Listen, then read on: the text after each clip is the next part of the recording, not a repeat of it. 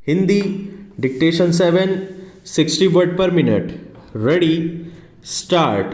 अध्यक्ष महोदय, सरकार देश में खेती का विकास, कृषि का विकास करने के लिए काफ़ी कोशिश कर रही है। अब हमें देखना है कि सचमुच में पैदावार कितनी बढ़ रही है और खेती के नए तरीकों का किस प्रकार से प्रयोग किया जा रहा है। मेरा सुझाव है कि सरकार इस चीज़ की जांच के लिए एक कमीशन नियुक्त करे।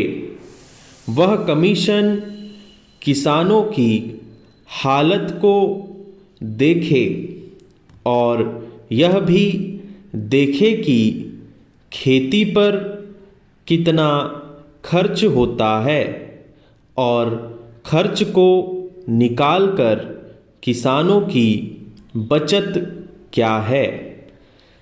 तभी कोई एक सही निश्चय पर हम आ सकते हैं। पैरा। इसके बाद एक बात मैं और कहना चाहता हूँ। हमारे यहाँ गन्ने की समस्या बहुत कठिन है। गन्ने के दाम ठीक तरह से नहीं मिलते हैं।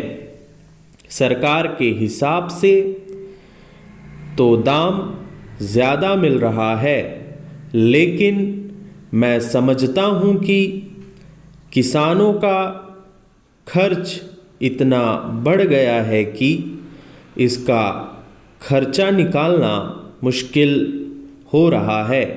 यही नहीं, गन्ने का दाम भी जितना होना चाहिए वह नहीं मिल रहा है।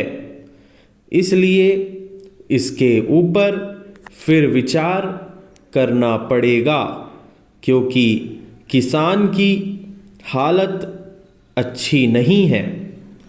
हमारे यहाँ पिछली बार गन्ने का दाम अच्छा मिला तो लोगों ने काफ़ी गन्ने की खेती की, लेकिन इस साल आज अप्रैल का महीना चल रहा है और मेरे क्षेत्र का केवल 20% गन्ना अभी तक मिल में भेजा जा सका है।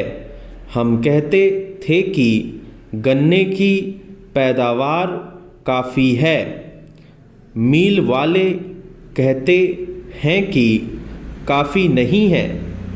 मैं नहीं समझ सकता हूँ कि यह बात कहाँ तक ठीक है। पैरा।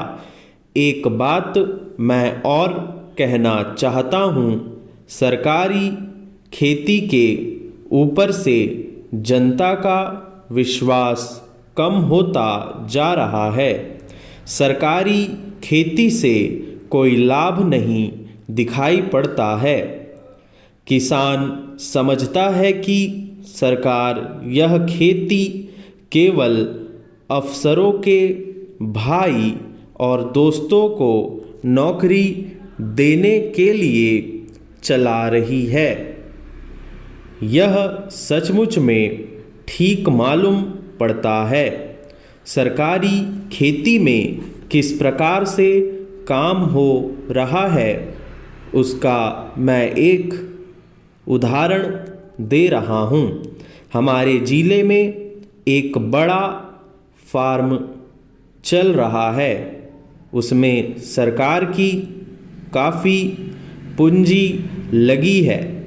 मैं देखता हूँ कि उसमें कभी भी इतनी पैदावार नहीं हुई कि उससे वहाँ के कर्मचारियों के वेतन का खर्च भी निकल सके।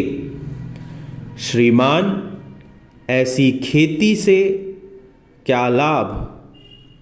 क्या यह किसानों के लिए अच्छी खेती का उदाहरण हो सकता है।